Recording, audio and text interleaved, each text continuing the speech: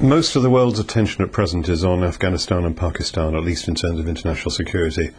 Meanwhile, there are signs that we could head for a very unexpected crisis in relation to Israel and Iran.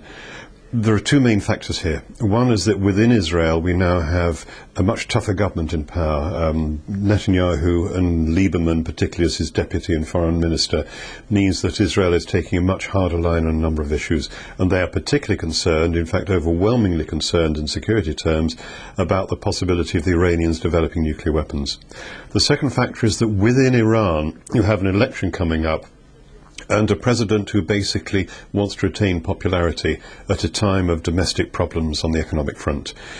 It is possible, technically, for the Iranians to re-enrich their quantity of enriched uranium to the point where, if they chose, they could actually let off an experimental nuclear device within 6 to 12 months.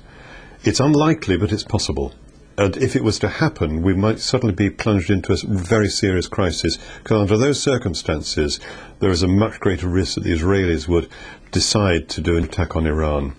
That will produce very major problems for the Obama administration, because, of course, it is trying to engage with Iran. Let me be clear about this. The risk is relatively small, but it is possible.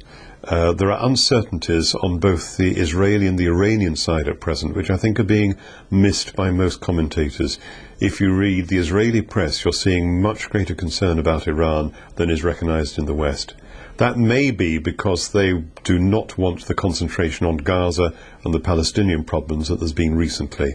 But it may also be that they are so seriously concerned about Iran that action might be taken, and is actually quite likely if the Iranians to take this step.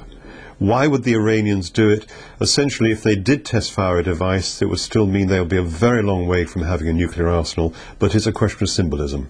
It shows that they have this capability, and it would also mean that they would expect to be able to bargain much better from their point of view, as indeed the North Koreans have been able to do since they tested devices.